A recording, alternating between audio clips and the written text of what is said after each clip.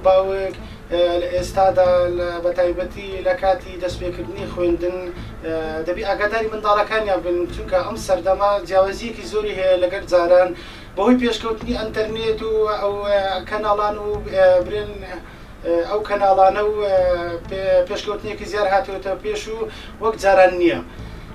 جا هیوادارم زیاتر ئاگای لە منداڵەکانیان بێ لە کاتی بوونەوەی وەرزی خوێندن.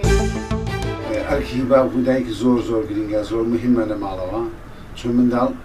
تمشایی ڕفتاری دایک و بابی خۆی دەکات ئەوان چۆن هەست و دانیشن چۆن دەبەرکەن چۆن قسە بکەن چۆن بەرخورد بکەن چۆن لەگەڵ ئەو شتانی کە ئەمڕۆ هەیە لە بازار چۆن ڕفتار دەکەن ئەوان تووشای ئەوەکان چۆن ئێستا قەهرەمانی منداڵ دایک و بابی خۆیەتی چ کوڕ چ کچ ئەگە باب و دایک جوان زانیان چۆن لەگەڵ مۆبایل ڕفتار بکەن چۆن هەستن دانیشن چۆن ارتباط بەقرار بکەن ئیسفادێکی درستی لێ بکەن منداڵیش لە تۆ فێرە بێ دەوت وشای تۆ دەکات تۆ ئەگە دایما بەسەر گوشیەوە بێ منداڵیش لە تۆ فێرە بێ ناچێ بەلای دەرسەوە.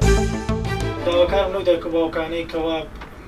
منداڵیان دەچنە پۆلی یەکی سەرەتاییەوە کە هیوادارم کەوا شتێکیان بۆ بکەن لەلایەنی سۆشیال میدیا و مۆبایلی ئەم شتانە دووریان بخنەوە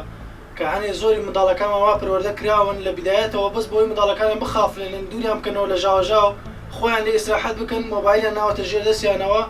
بەو نوعانە وسکتیانەکەنەوە منداڵەکانشمان فێر بوونە لەسەر ئەم مۆبایل و سەر ئەم ئایپاد و شتانە سەر ئەتەرنێتەوە بە یاریکردنەوە زۆر مەشغوڵ بوونە یعنی بەجددی وایان لێ هاتووە کەوا ئاگان لە دەرس و خوێندن و ژیانی خۆیان نەماوە لەسەر ئەو مۆبایلە وسکتە بنەوە. گرنگترین شت بۆ قوتابی پەروەردەکردنی دایک و باوکە بۆ قوتابیەکەی بۆەوەی بەردەوام بێت لە پرۆسەی خوێندن. دووەم شت پڕکردنەوەی پێداویستی قوتابیە بۆەوەی قوتابی بەردەوام بێت زیاتر گرنگی بدات بە پەروەردەی فێرکردن و بەردەوامبوون لە قوتابخانە.